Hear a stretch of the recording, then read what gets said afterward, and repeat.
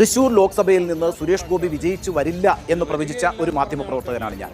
പക്ഷേ എന്നെയും രാഷ്ട്രീയ കേരളത്തെയും ഒന്നടങ്കം ഞെട്ടിച്ചുകൊണ്ട് നല്ല ഭൂരിപക്ഷത്തിലാണ് തൃശൂർ ലോക്സഭാ മണ്ഡലത്തിൽ നിന്ന് സുരേഷ് ഗോപി വിജയിച്ചു വന്നത്.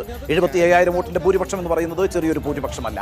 എന്നാൽ എന്തുകൊണ്ടാണ് നമ്മളുടെ ഈ പ്രവചനം അട്ടിമറിക്കപ്പെട്ടത്, അഥവാ ഇത്ര ഗംഭീരമായ ഒരു വിജയം സുരേഷ് ഗോപിക്ക് എന്തുകൊണ്ടാണ് ഉണ്ടായത് എന്ന് വ്യക്തിപരമായി ഞാൻ പരിശോധിച്ച് നോക്കിയിട്ടുണ്ട്. ആ പരിശോധനയിൽ നിന്ന് എനിക്ക് ബോധ്യപ്പെട്ടൊരു കാര്യം, സുരേഷ് ഗോപിയുടെ തൃശൂർ ലോക്സഭാ മണ്ഡലത്തിൽ നിന്നുള്ള വിജയം തികച്ചും ആധികാരികം തന്നെയാണ് എന്ന കാര്യത്തിൽ സർജിക്കൽ സ്ട്രൈക്കിന് ഒരു അഭിപ്രായ വ്യത്യാസവുമില്ല.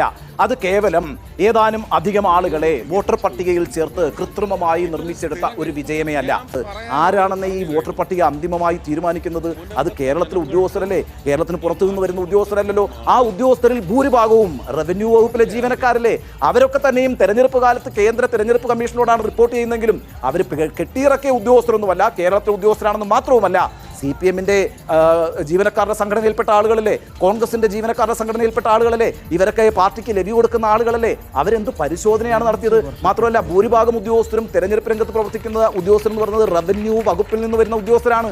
ആ റവന്യൂ വകുപ്പ് ആരുടെ കയ്യിലാണ്? കെ രാജൻ എന്ന് പറഞ്ഞ മന്ത്രിയുടെ കയ്യിലാണ്. CPI-യുടെ മന്ത്രിയാണ് കെ രാജൻ. ആ രാജൻ ഏത് ജില്ലയിൽ നിന്ന് വരുന്ന മന്ത്രിയാണ്? തൃശ്ശൂർ ജില്ലയിൽ നിന്ന് വരുന്ന മന്ത്രിയാണ്. എന്ന് മാത്രമല്ല, തൃശ്ശൂർ ജില്ലയുടെ ചുമതലയുള്ള മന്ത്രി കൂടിയാണ് കെ രാജൻ. ആ കെ രാജൻ എന്ത് ചെയ്യുകയായിരുന്നു? അദ്ദേഹത്തിന്റെ ഉദ്യോഗസ്ഥർ എന്ത് ചെയ്യുകയായിരുന്നു? ഇത്രയധികം വോട്ടുകൾ ധാരാളമായി കൂട്ടിച്ചേർക്കപ്പെടുമ്പോൾ അതിനു മുന്നിൽ കണ്ണുകെട്ടി നിന്നതെന്തിനാണ്?